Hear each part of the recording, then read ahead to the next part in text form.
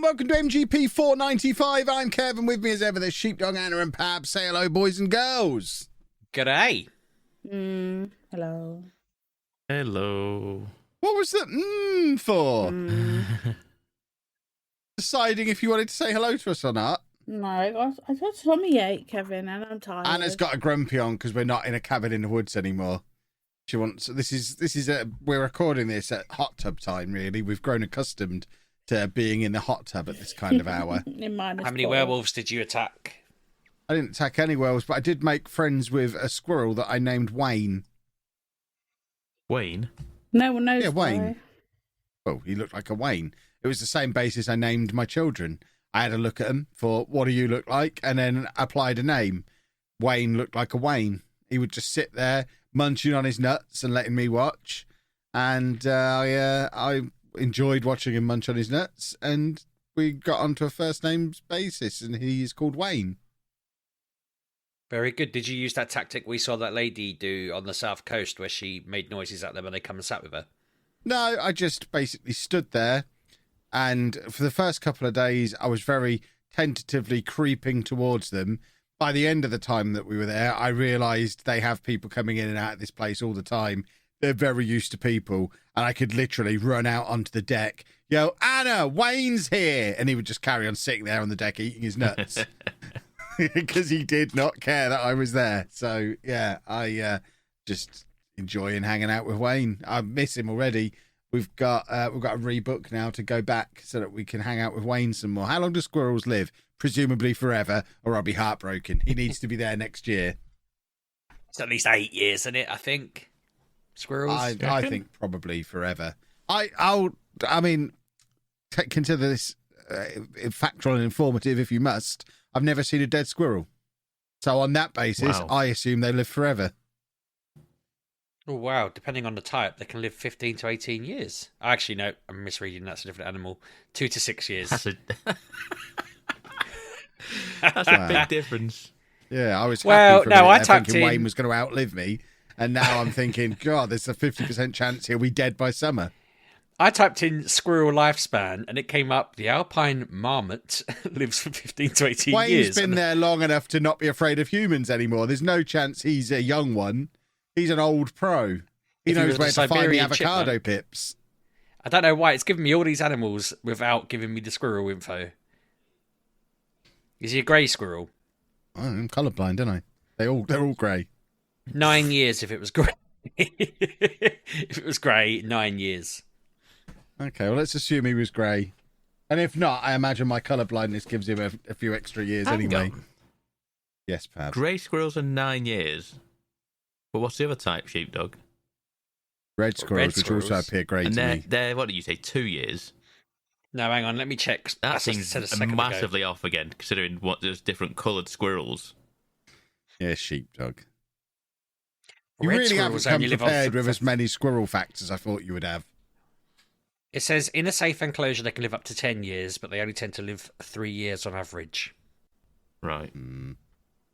Before the bigger what was confusing, as I explained, was it gave me alpine marmot information. But yeah, he's in a safe environment. Yeah, he is. He's in a thriving environment where people feed him. Yeah, he's got a ready supply of food. His main danger is idiots like Dave getting too close and attacking him. But basically, Dave's afraid of him. What was his accent like? Was he Eastern? Because Eastern grey squirrels live up to 12 years. He was more facial expressions than actual spoken word. The highest recorded age for an Eastern grey squirrel is 24 years. So, well, he was northern rather than eastern. We were in Mansfield, which is the thick of the north. About as north as you can get, Mansfield. He might have moved. He might have come from the east. Maybe. But Dave's from the east. Dave's a Whittlesey dog, and he didn't seem to know him. So it seems unlikely they're from the same place. Well, there's no data for western squirrels, so I can't help you there, or northern squirrels. Did he have a flat cap on? No. And he didn't talk like Pab, so I don't think he was northern. I mean, I've returned home to do this podcast. I think that's how we're going to phrase this, because I've been away all week. Got back this afternoon, and I'm off again tomorrow morning to go back to the north.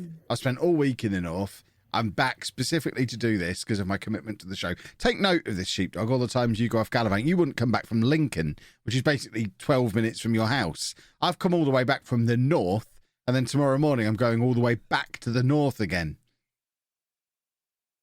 I was getting drunk. I had the whole point of me going away was to be away on the Friday and the Saturday and the Sunday, not like just breaking a holiday. You are a monster. I was getting sugary on 0% alcohol gin, which, believe it or not, doesn't taste a lot like gin. What did it taste like then? It's just flavour. It was just the most expensive bottle of squash I've ever bought. Non-alcoholic gin, £14 for a bottle of non-alcoholic gin that just made my tonic water taste botanically. You had I enough feel of like them. a big Botanicals boy in it, again. It had some botanicals in it. It just didn't feel like a gin and tonic used to feel. I didn't get drunk, Sheepdog. You haven't been drunk in a while, have you, sir? That was the idea, I Kevin. haven't consumed any alcohol for like 5 or 6 years now. Not even a drop. I feel like you need to have a dabble. Nah, don't like it. Don't like having my brain altered. I do. I like to be in full control of my faculties. My brain is such a wonderful and special place. I don't like to sully it at all with alcohol. I like to Whereas quieten the noise. you're a mess. You should be sullied. Yeah, I need to quieten the chaos just for a little bit. You're a disgrace. Well, I've got half a bottle of alcohol-free gin that I've got to figure out what to do with now. So I can't throw it away because it was 14 quid. I don't particularly want to drink it or double down on having to buy more tonic because I've drunk all the tonic. I'm not going to drink non-alcoholic gin on its own. Now, I mean, they've got me now. It's like the hot dog racket where they sell you the wrong amount of buns compared to hot dogs, so you have to keep buying multiple packs of each in the hope of one day breaking even. I've now got to go out and buy more tonic, and I know what's going to happen. I'm going to buy more tonic and then run out of gin, and then I'm going to be stuck with tonic and nothing to do with it. And I'm going to be like, well, what do I do now? Well, I go and buy more gin. I'm in now, even though I don't really like it. This is me for the rest of my life, forever buying tonic and non-alcoholic gin. Rubbish. You could just pour stronger gins. Like, I know they're not actually alcoholic, but you could be doing like triple shots of the stuff. Oh, I was. There was loads of it going in there, trying to get a buzz off of it. No buzz was forthcoming. But you kept having it. Well, you it's because get it was on those- refreshing. It was a nice cold limey drink because I was putting lime in it. They sell those rather expensive CBD drinks now, don't they? That are basically like getting drunk without the hangover, apparently. No alcohol. I already take my CBD oil every day. I can't have more CBD. My knees would become super knees. Well, just make that your new drink of choice. Just have cans of that and don't take the tablets, whatever it is you're taking. Mrs. Sheepdog brought a crate of them before telling me that it was like, I don't know, 30 quid for 12 or something ridiculous. I was like, that's I mean, that's probably not too bad, but it felt like more than a crate of Carlsberg would be. I'd rather have the hangover, but there was odd flavours as well. You'd find one you like because you've got weird taste buds. But yeah, it seemed like a decent new thing that will probably become better over time. I think I'll probably just stick to the Apple Tango, which is what I ended up drinking more of. Yes, support that. I like Apple Tango, and I want it to stay in business. They got rid of it, didn't they? So they need to Well, keep now that going. they got rid of it because they got rid of the sugary version. It's now back and sugar-free, and I am on board, and it's here to stay. Apple Tango, the beverage of kings. Not a sponsor, but it should be. Do you know what also should be a sponsor? I discovered a shocking revelation earlier. Do you remember how we wrote a book, and one of the chapters in that book was about crisps? Nope. And we did a whole thing about crisps. I don't remember. Well, I learned today that the humble salt and vinegar and cheese and onion crisp was invented in Ireland by a man called Seamus Burke. Now, sheepdog lore here. Ma Sheepdog, my mother, her maiden name is Burke. Her family are from Ireland. And I messaged her They saying, must be the only Burkes in Ireland. Are you telling surely. me that the founder of Tato, the inventor of crisps, has the same surname as your family? And she was like, yeah, I think we're like sixth cousins or something like that. She was like, she already knew. She immediately knew who I was talking about. She'd already checked into it. I want to clarify this further. I feel like sixth cousin isn't a thing, but if she's telling me that they already knew and there was some sort of link there, where I'm part of the potato dynasty. why aren't I? I mean, that should have made it into our book. Well, you She already should have read look that like a chapter. potato, so that should have been something of a clue. I think Yeah. Mr. Potato Head was based on you. I just don't see how this never came up when and my parents have read that book. They never thought, oh, by the way, we're distant relatives of the inventor of the crisp. Right, you've said Madness. that once, and I let it go. I'm taking issue with it now. They didn't invent the crisp. They added flavours to an already existing thing. I'm not having that they invented the crisp. That's nonsense. Well, I mean, invented the crisp as we know it today is what I'm talking about. I'm not saying they I'm not invented having baking potatoes in the frying kind of way Who they do. invented crisps? We're going to the internet because I'm not having it. This is surely like Gareth Walker invented the crisps, didn't he? Crisps first came to Britain from France in the early part of the 20th century. My boys! I knew it'd be my boys! None of your Irish nonsense. It's my boys, like it always is. Yeah, but you nutters, you came along going, oh yeah, we've just made these potatoes hard and shut It up was and they hurt your Frank. mouth. Sorry, it wasn't Gareth Walker. It was Frank Smith. So I was actually closer than I thought I would be.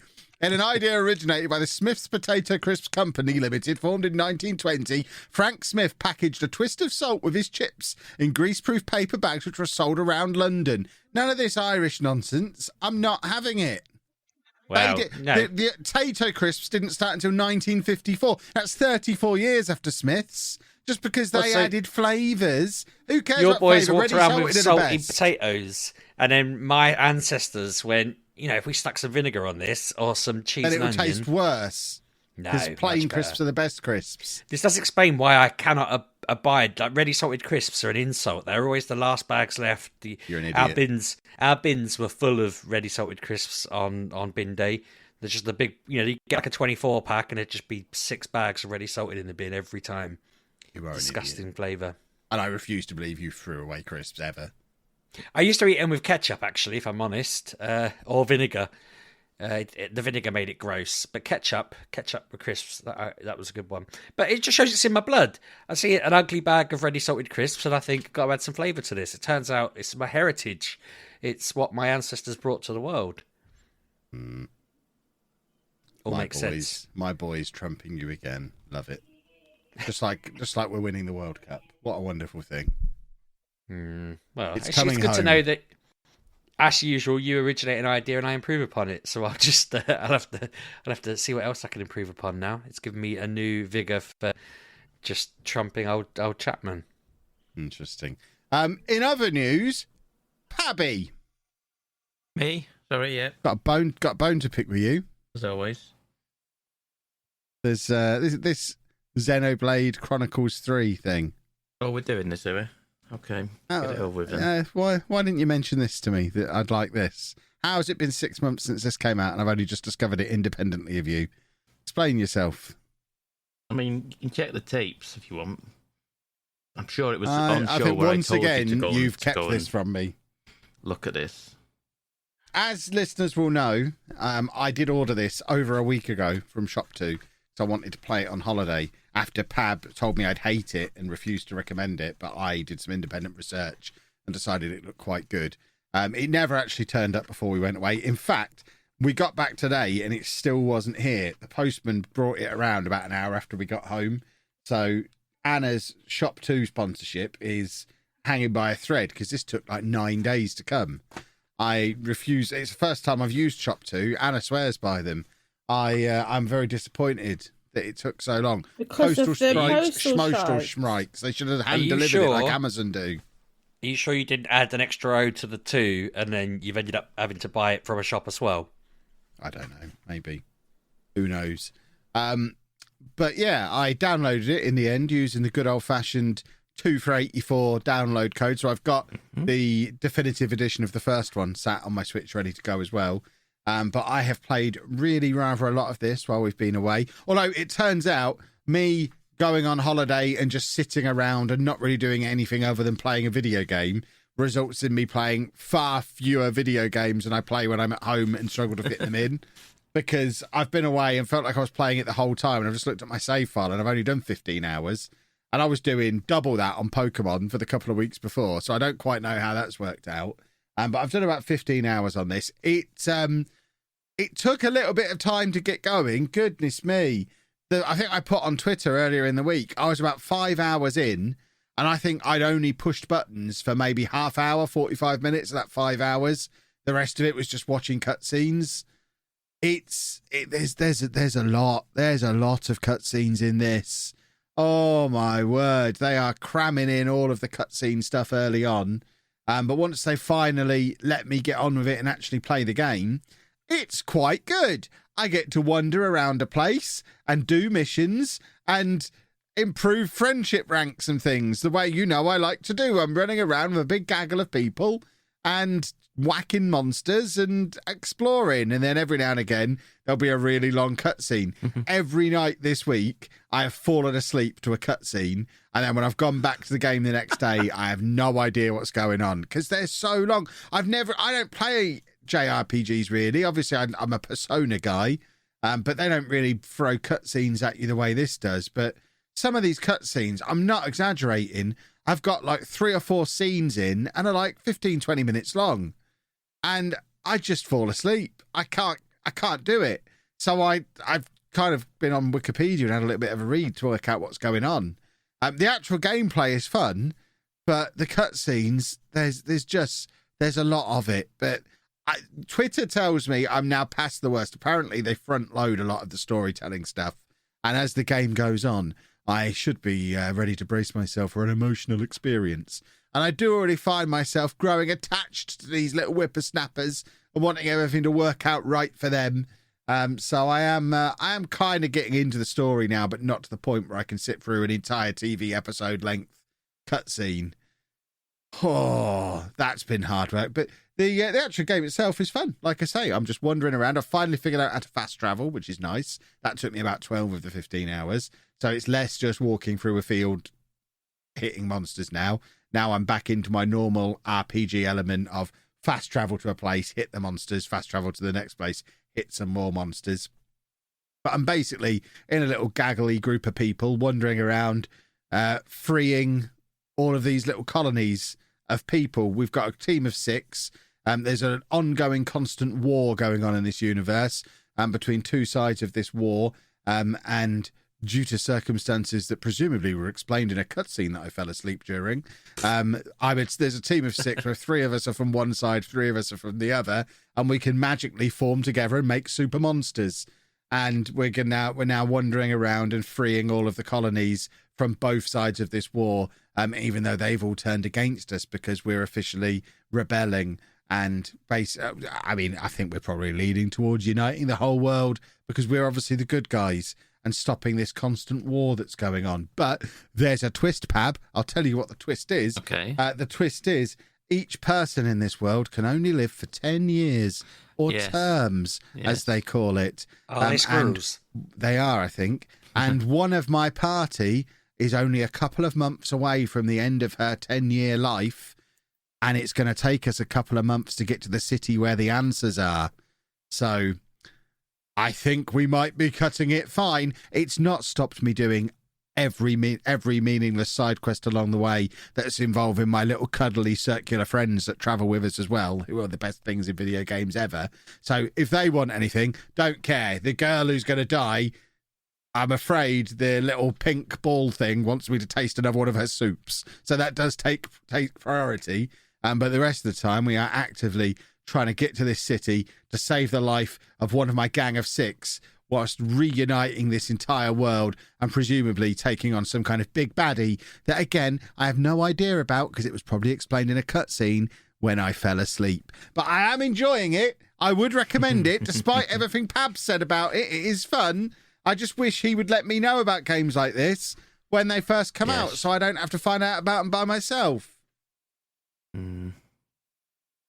It is my fault. Sorry. It was on the Game of the Year list, wasn't it? I mean, who knows? I've got time now to play a little bit more. Maybe this ruins Sheepdog's plan to bully Pokemon into being Game of the Year. Maybe I'll really, really get into this. It seems unlikely because it's apparently a 150-hour game. So I think I'm probably still in the tutorial at the moment. There's not even that many hours left of the year, surely. Exactly. So I don't think I'm going to experience this emotional ending yet. Which, I mean, let's face it, I'm calling it now. If it's an emotional ending, presumably the girl who's only got 2 months left to live dies. I assume that's what's going to happen, and I have no information there. I don't spoil myself. I'm not trying to spoil any of you. But the only way I can see it being as emotional as the reviews are telling me it's going to be is if we don't quite manage. Presumably, here you go. I'm going to call it. In about 90 hours' time, I'm going to have to make the decision between saving the world and saving her. And I'm obviously going to save the world because I'm a good guy. She's going to die in my arms. We're all going to have a little cry. And then the world is going to be happy again. And everyone else gets to live forever. But she was the last one who had to die at the end of her 10-year term. If I spend 100 hours of my life and that's the outcome, I'm going to be furious. I'm expecting a surprise. But I think it's probably going to go the way I've just called it. Thanks for spoiling that game for the entire world. I haven't played it. I mean, how is that a spoiler? I'm guessing. Yeah, but you're probably right. Based on having seen half of the cutscenes for the first 15 hours, that's my guess. They might well have already explained that can't happen in one of the cutscenes that I slept through. Who knows? But I don't really want to have to do 150 hours to see if you were right. Do you know what I mean? Well, don't worry. I'll tell you. I'll be on here in a week's time. Is there 100 hours in a week? I'll be here in a week telling you I finished it because I'm back to work on Monday, which means I'll suddenly find 8 hours a day to play the Switch again. I'll have finished it by Christmas Day, and I'll tell you if I was right or not.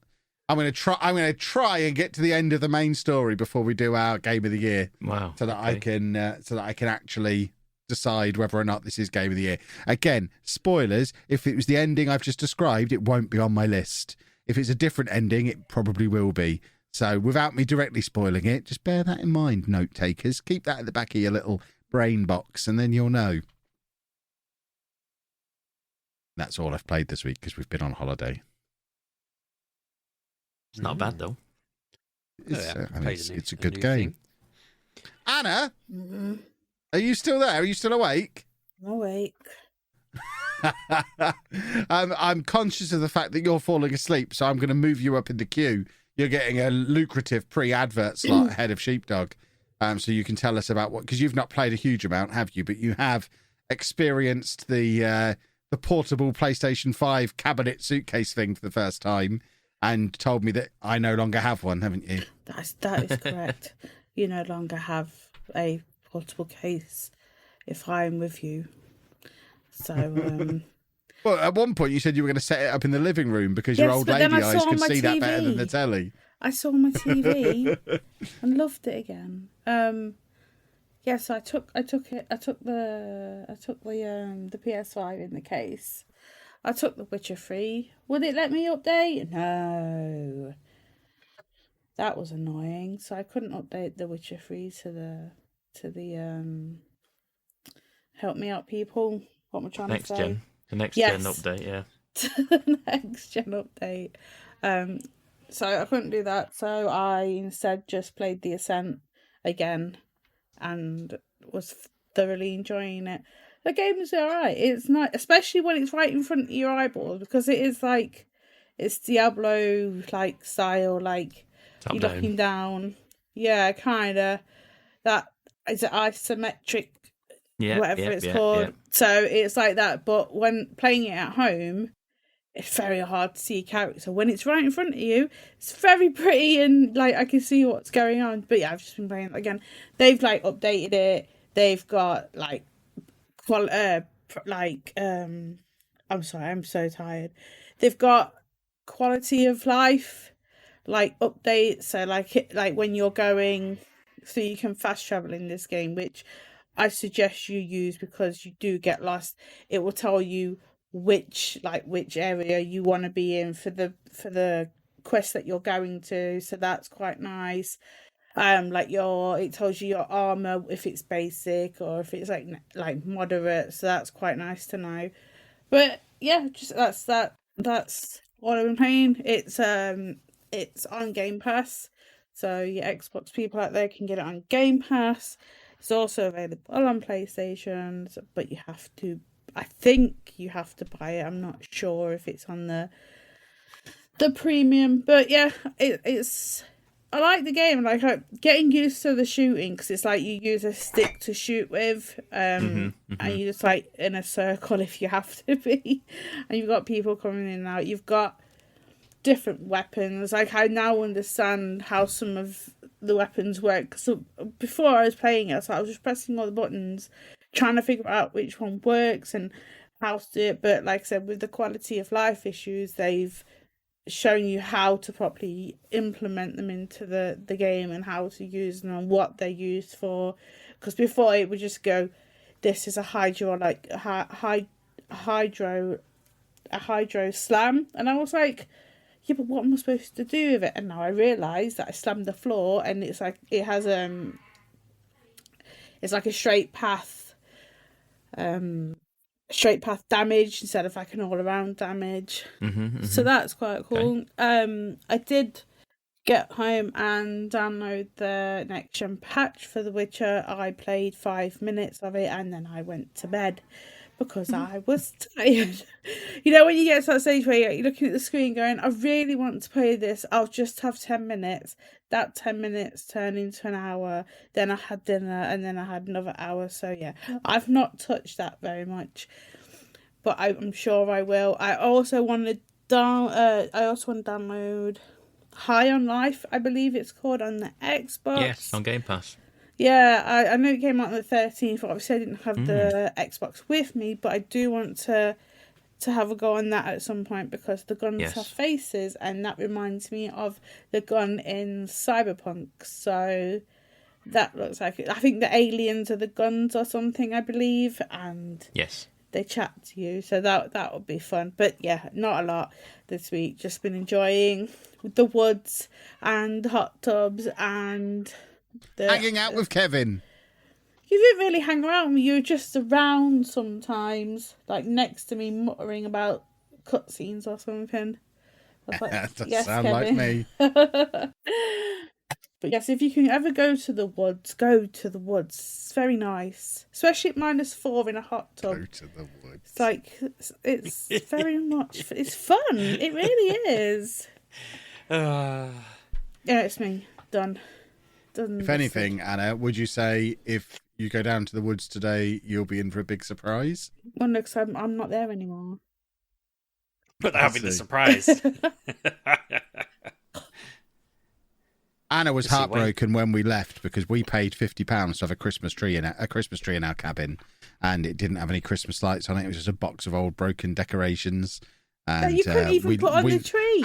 As we left today, they dragged our poor dead Christmas tree out, and the man was bringing around all the new trees for the new people. And I saw on their Twitter that everyone arriving from today onwards gets a free Christmas tree with lights.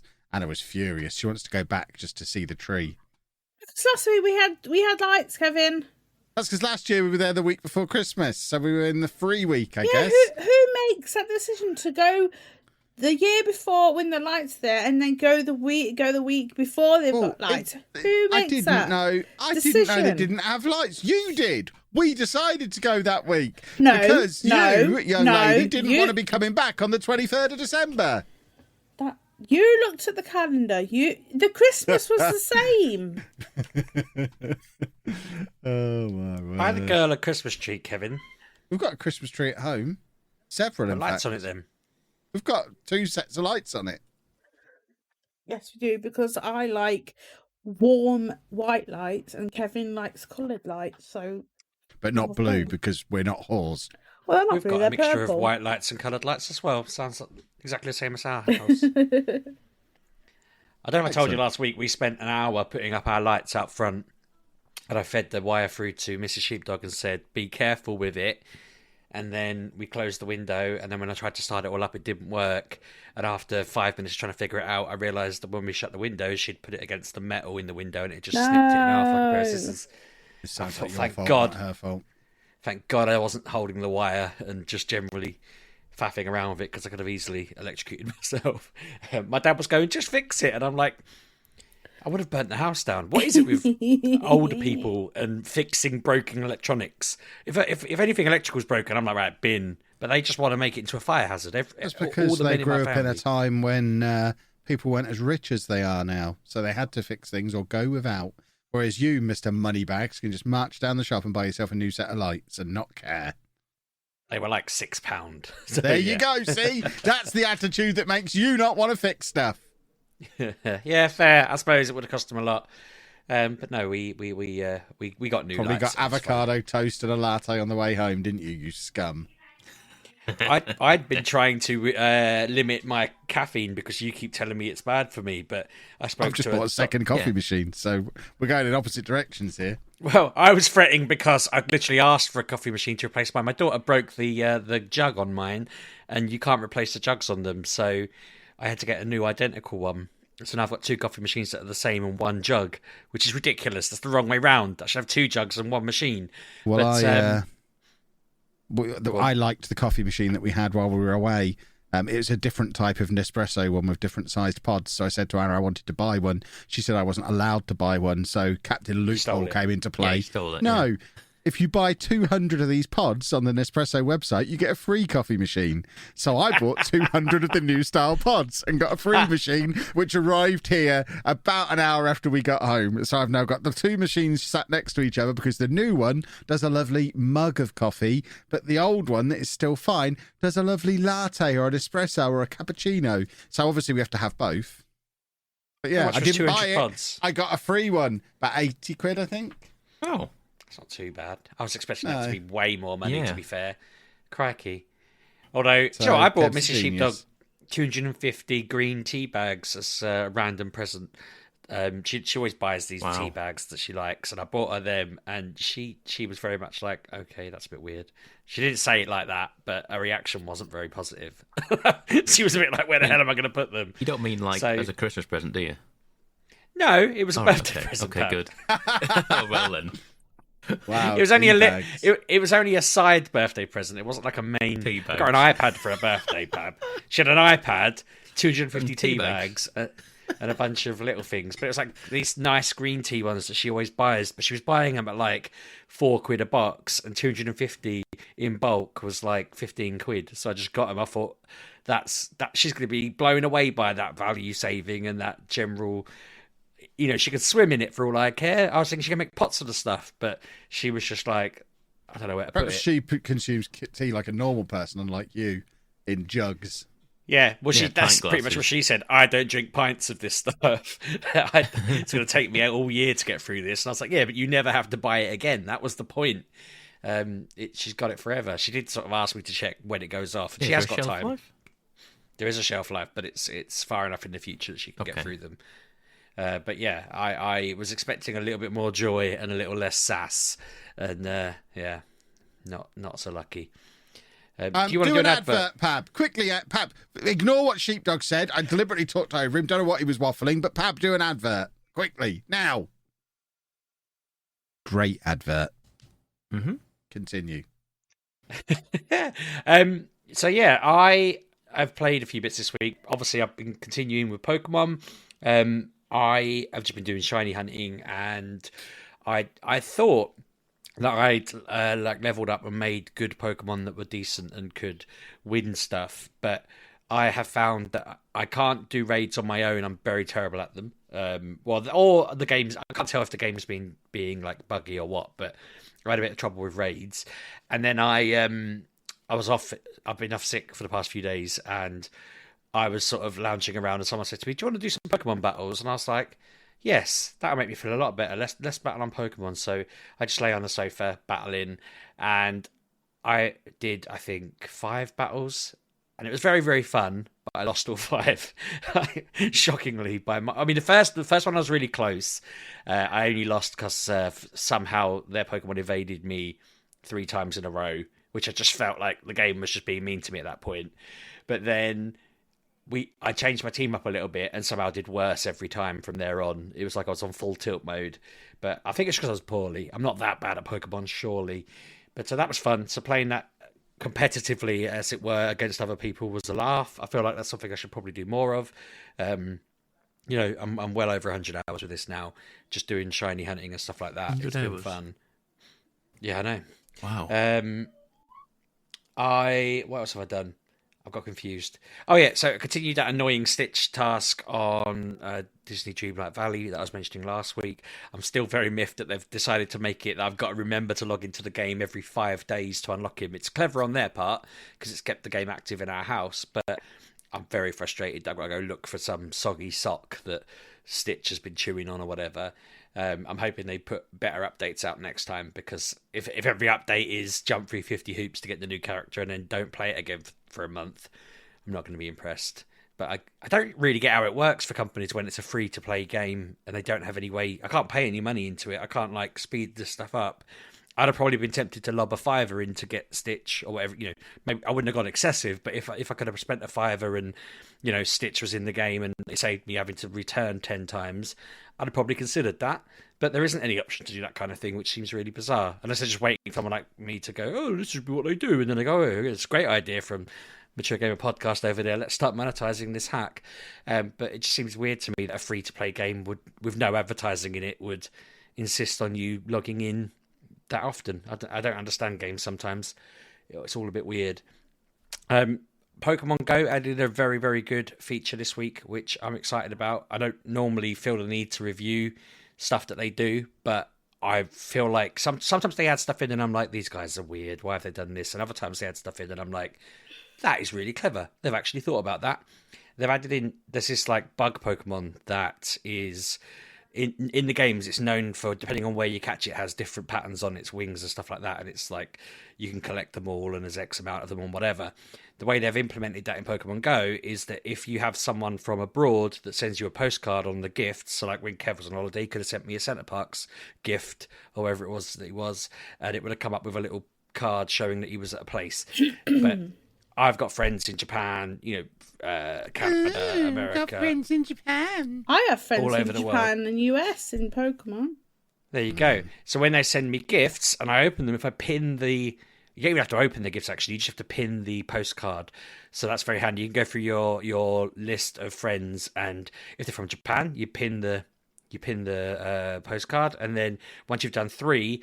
it'll tell you that you've got enough postcards from that area to get a Scatterbug, which is the pre-evolution of Vivillon, and that evolves into a special version of it that's got the type of colours that you can get in Japan.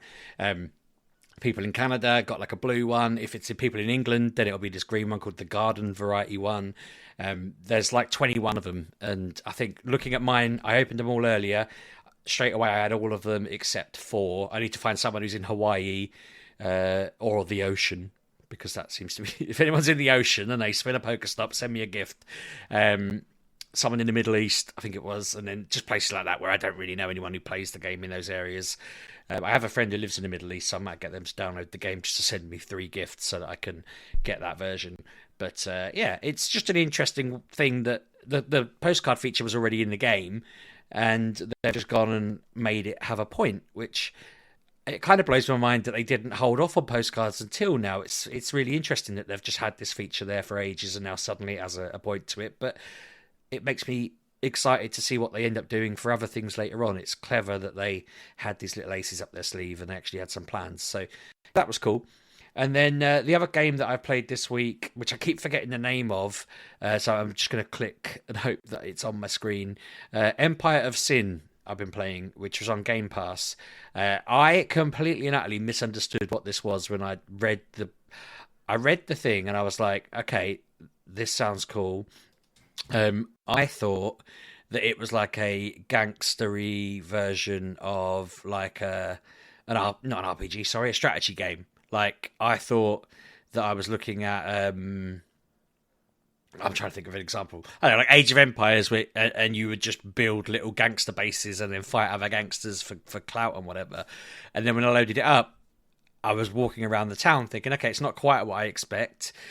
So you had like going back to the Irish theme, I picked the Irish gangster lady, and I had to sit in a car having a conversation with the taxi driver and picking which options I wanted to say and this kind of thing. And I was just like, trying to continue the conversation, but try and be a little bit bold with him, a little bit firm. And he asked me to deliver a package for him, and I just thought, okay, what is this all about? How's this going to work? And then when it loaded, he dropped me off outside a house, and I could like walk around the city and click on buildings, and then they'd load up, and they'd be like XCOM levels, and you'd just be able to click on someone and talk to them and have conversations. But then they were telling you that next door in the bar, some of the guys are drunk, go and sort them out. And when I still hadn't really grasped. I was like, oh, it's walking around like XCOM. Went into the next level, like next door, and talked to the guys who were getting drunk, and they were being really rude. And then suddenly they were like, I'm going to kill you. And then it went into an XCOM style fight, and I was like, oh, okay, it's very much like XCOM.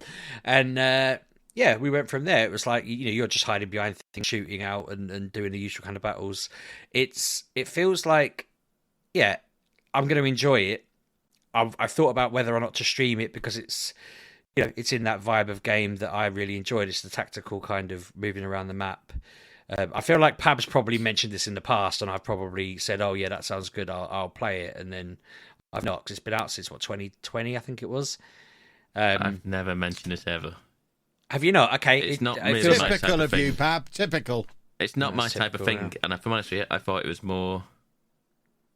I don't know why I thought it was a bit like a gangster city builder.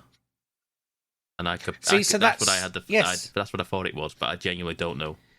No, that's what I thought it was. So that I expected... So when you read it, it was saying stuff like... okay, like on the even on the load screen, it was like when you're picking people, it's going, oh, okay, for this character, casinos generate 20% more money, or police like them 10% more. So I thought, oh, okay, this is going to be building your little gangster place. I kind of expected Civilization or Age of Empires style, building up a gangster empire, but this is like a combo almost, because you have got your turf, and you're walking around it. But I had to go into another player's turf to talk to this guy called The Undertaker. And it said to me, if I want to expand into their turf, I can either kill all their like henchmen and reinforcements and then attack their base and kill them and then take it over. Or I can just go guns blazing straight into their base, and I'll still have to kill the henchmen because they'll be brought in, but it'll be a bigger battle. So I was like, okay, that's interesting. So the idea of the game is to go around and take over all of the other different empires and then rule New York. I think it is. I'm pretty sure it's New York. It's that 1920s era. Like I think Al Capone's one of the characters. They're all gangsters from history in 1920s. And yeah, the idea is that you just walk. You could just go around the city, entering buildings, taking over. You could spend money on taking over a brewery or threatening a brewery or whatever it is to run the racket to make money out of alcohol, going to the casinos. You're building your criminal empire. They've all got different shops, and one of the characters was running an orphanage just there front, and my one was running some sort of speakeasy bar, and there's all these different things.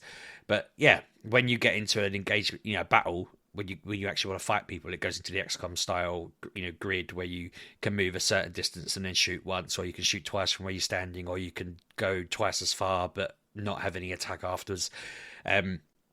In the first battle, the first time I played it through, because I had to restart, all three of my people died, and that was game over. And I thought, Jesus, I've managed to get game over on the first part of the game. But that was because I didn't expect it to be an XCOM style game. It's when it started up, and my character was just standing in the middle of the room. I was like, what on earth? And I just I attacked without moving because I wasn't really, I wasn't thinking straight. But when I restarted it, did it again. My team died. My character made it out. She got home alive, and everyone told her she should have just de-escalated the fight instead. And I thought, well, is that possible? Could I have done that? Could I have talked them down? Apparently, they were my own men, which was a little bit worrying. They were just a bit tipsy next door, and they were rude to me, and then we ended up killing each other. But I realised you can hire new people. So I made a mistake. I went to see The Undertaker. He said, someone's opening a new funeral parlour down the road. I want you to go down and knock it down before it starts. So I went to the building thinking that a battle would ensue and I'd have a team like you do in XCOM, but it was just my little old Irish lady walked in the door. There was like 9 gangsters in there who were just all annoyed and started running for her. I mean, that's when I'm pretty sure when I messaged you, Kev, I was just like, I'll be 10 minutes, because this was just before the podcast. I was on this bit. And that all these gangsters were running towards me. I was like, how the hell do I get out of here? So I had to exit the door. I went back to my base, hired a couple of goons. I realised I had like 30 grand in money that I could spend. And it's got this cool feature where you can hire people that have just got these gangstery nicknames or whatever. But when you hover over them, it'll tell you other people they love working with, people they absolutely refuse to work with or hate or have a rivalry with. So you can't have those people on the same team and that kind of thing.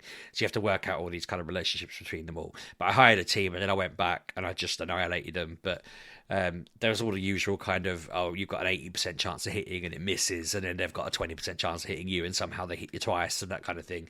But yeah, I'm enjoying it. It's not as polished as an XCOM game.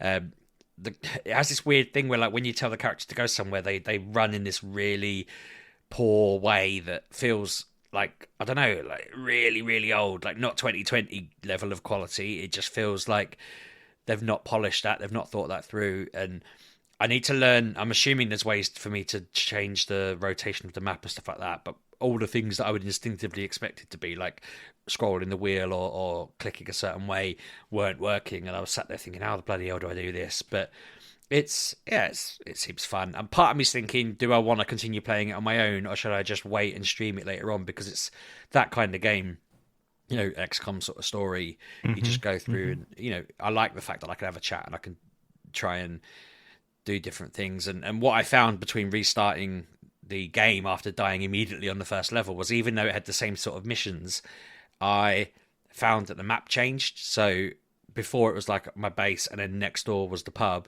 The next time when it reloaded, there was a tram going through the middle of the city, and the pub I needed to go to was down the road, and there was all these other warehouses. And the idea is you can go and attack it. So when I attacked the funeral parlor and I beat it, they said I could either turn it into one of my buildings or I could ransack the place and destroy it. And I chose to destroy it because you got all the guns and ammo and everything that was in there, whereas taking it over apparently cleared it out. I only read it on the fly, but yeah, it just seems like it is. It's part empire building, part XCOM-y, part dialogue. Like, I was talking to my character's husband had been murdered and everyone thinks she did it, but she didn't do it, and you're trying to convince them you didn't do it and solve a murder along the way. So there's all sorts of interesting story bits to it. I'm intrigued to find out who did murder him and that kind of thing. But yeah, I feel like, because I had a quick look to see why this wasn't a bit more shouted about, and people said it was just not quite polished enough in terms of the game. And I'm slightly nervous that I read something along the lines of it doesn't live up to the hype, like the potential towards the end. So I'm wondering whether some of the stories aren't as good. But I'm not expecting it to be a mind-blowing 10 out of 10 story. I'm happy with it being a fun game, and it seems fun so far. So yeah, I'll hopefully review more in future. Good, Sheepdog. I'm glad you found something random. Yeah, no, it's good. It's on Game Pass, so if anyone's got Game Pass, get it. It's also on Switch, which I was surprised to see. That's everything, is it, Sheepdog? Yep, that's everything. What have I done then? What have I done? Not a lot. Not gonna lie, I've not done very much at all. Why is that, Pub? You've been in prison again? No, I've not been at home all week. I've been dog sitting and away from everything. So I've only had my Steam Deck and my Switch. Switch, I only put it on yesterday. I only put any of them on yesterday. I've done pretty much nothing. And I put it on yesterday because Immortals Fenyx Rising did actually come out on Steam. So I bought it again now. That's 1, 2, 3. That's the 4th time I've bought it now. Never heard of it. Never heard you mention this before. It's another game. Yeah, you will have done. You will have done. It's what is it like? It's a bit like, it's like a little bit like a Ubisoft take on Breath of the Wild. So it's a bit Assassin's Creed like, but it's a bit more cartoony and stylistically like Breath of the Wild, and it's got some of the characteristics of like Breath of the Wild, where you've got like a climb anything, and you've got a meter, and you've got a glider that also runs on a meter. You can glide anywhere as long as you don't run out of stamina. Yeah, it's just a really good game. And what I did was I carried on from where I left off, because the Ubisoft, like, what was it, from 2020 onwards, I think Ubisoft had a thing where you could upload a save and then resume it on any other system. So I started this initially on Uplay when it came out in 2020. I then got it on Xbox, I think, last year, and then I carried on the save on there, and then yesterday I picked up the save up again on the Steam Deck, and carried on my game from there. And yeah, it's good. It runs all right. It's currently said it doesn't know whether it's supported or not. I don't know if that's updated overnight, but it does actually work. It works relatively fine. It gets a steady-ish 35 and 40 frames, roughly about that. It's pretty solid at that. For an open world game like that looks like it does, it's pretty damn good. And yeah, it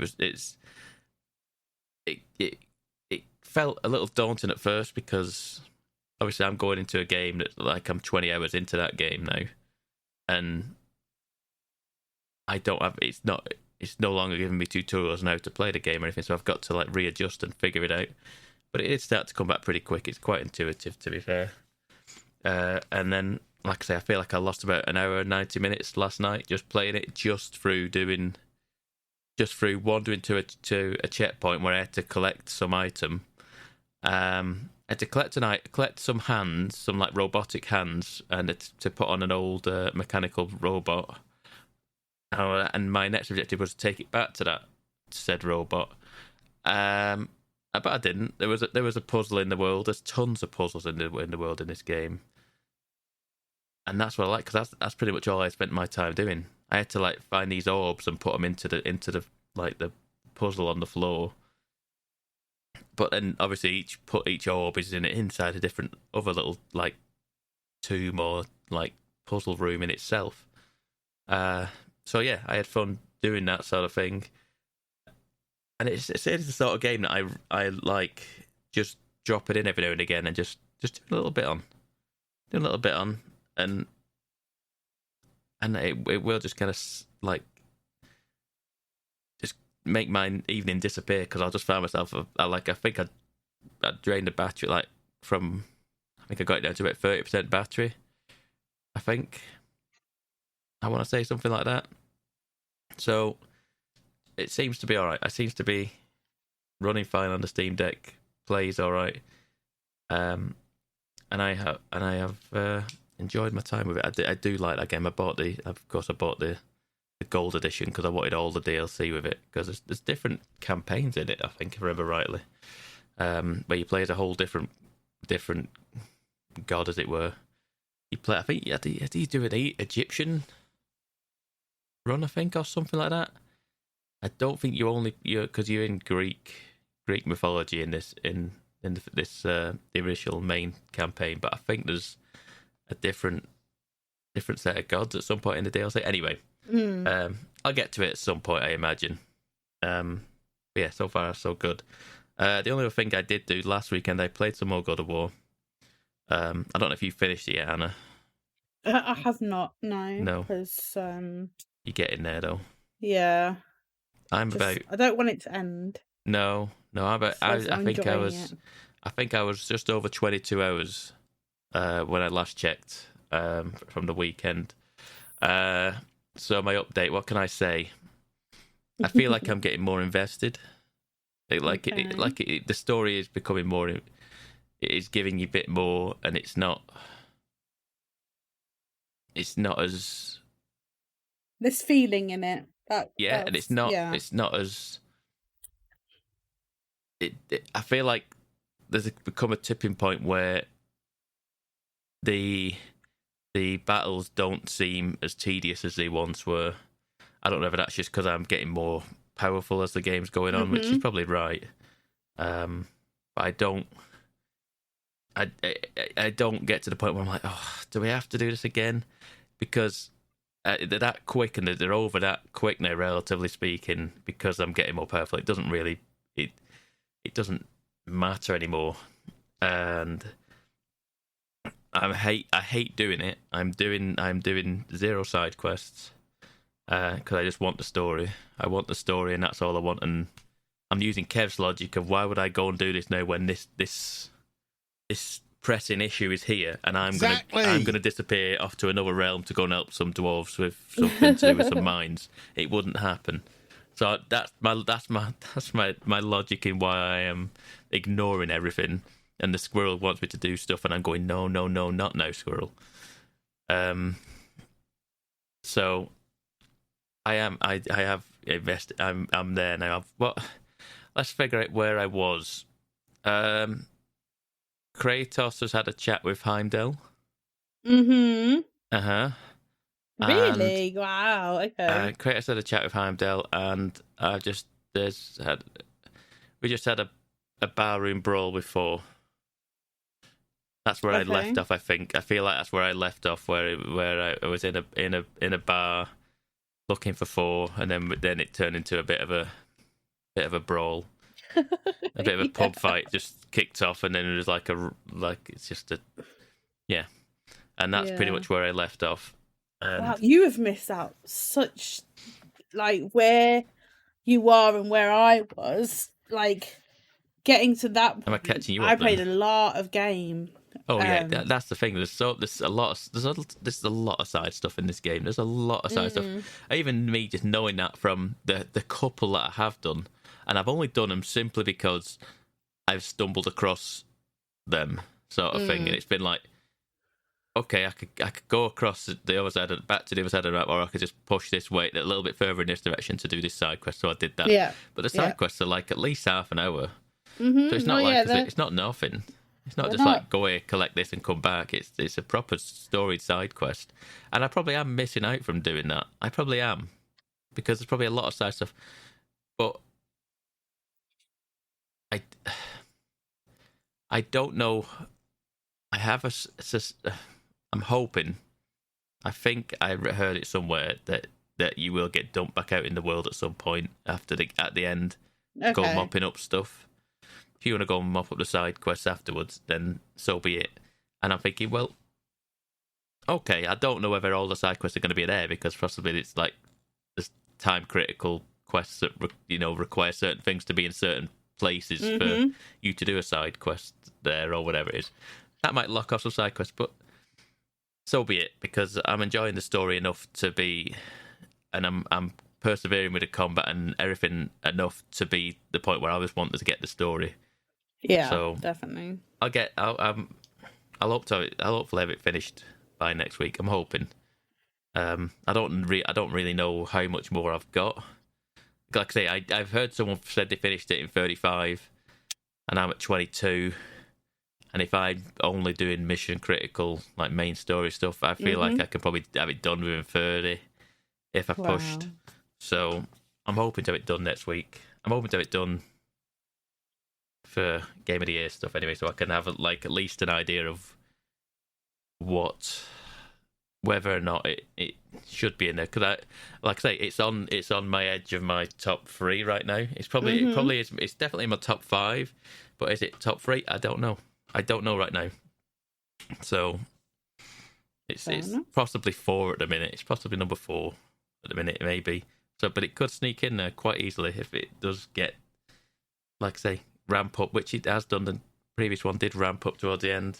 So, yes, that is it. Other than I'm doing my obligatory Marvel Snap every day. I play a game every day now. I continue to just slowly grind on that. I don't even know if someone said on a podcast that you don't start playing real people till you get to level 30. I'm like, well, I'm not even level 20. I thought I've been playing real people. I'm thinking I'm really good at this. Turns out I'm playing bots. Turns out I'm playing bots, just training. So I'm just slowly grinding up the levels in that. Continue to just faff about it. I do like it. I do like that game a lot. Just to have a quick 5 minutes on the phone here and there. But other than that, I think that is it. Yes, it is. Gonna sneak in, Pab, and say 2 things. One thing I want to correct myself on. Now you're done. Is that it's Chicago, not New York, in my game. And I feel like anyone who knew that is going to be like, you fool! But it's Chicago, which is probably the end of the world. And also, I wanted to raise on the podcast that I read some heartbreaking news earlier in the Pokemon world. I don't know if you saw this on Twitter, but they're retiring Ash Ketchum and Pikachu next year. They're I've heard of they're one of moving them. on. Yeah, They're moving Pikachu. on to new protagonists, which I'm not ready for that. It's been 25 years. Yeah, So I surely read Ash that. is like nearing 40 now. Well, I mean, I'm hoping they acknowledge the fact that he's been 10 for literally 25 years, and somehow, like, I looked up how many episodes there were. There's been like 1,300 episodes, and in years that'd be about 4 years, I think. Doing the maths, I did the maths at the time, and so I was hoping that it'll reference being 10, and his mum might say, "You idiot, you're 14. You've just been away. You should have looked at a calendar once in your goddamn life." But yeah, no, I'm intrigued by that because Pokemon feels like it's doing some big random new things. It's changed.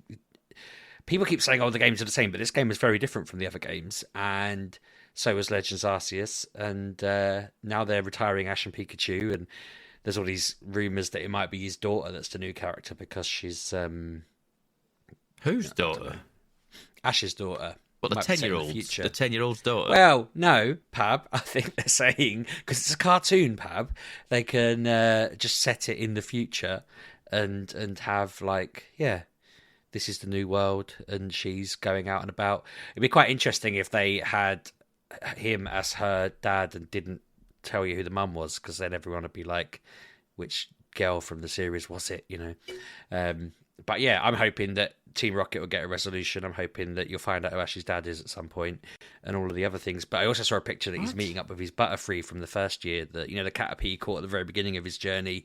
He's meeting up with that again in the final It episode. amuses me how he thinks anyone else knows what he's talking Yeah, about. The I'm listeners thinking will. that. What? You lot know damn well that kid let his Butterfree go, and it's one of the saddest moments in TV history, and he's going to reunite with him. Saddest in this moment in ending. TV history. What are Wow. you even saying? Yeah, The listeners are on my side, don't you No, worry. they're not. no, but, they're all just stood yeah, over no. with us. That's we have massive adult news, though. listeners mainly. When I told Claire that Ash Ketchum was retiring and wasn't going to be the main character in Pokemon anymore, she genuinely asked me questions, and I didn't expect that. I expected her to because say, you "Oh, live really?" with you. Yeah, she was like, "Who's that?" I was expecting her to say, "Oh, really?" or "Who's that?" And she was like, "What? No, how's that going to work?" And then she just she started asking questions, and I had to go look it up to answer them. This But, explains a lot about how you're married if she actually knows who this guy is.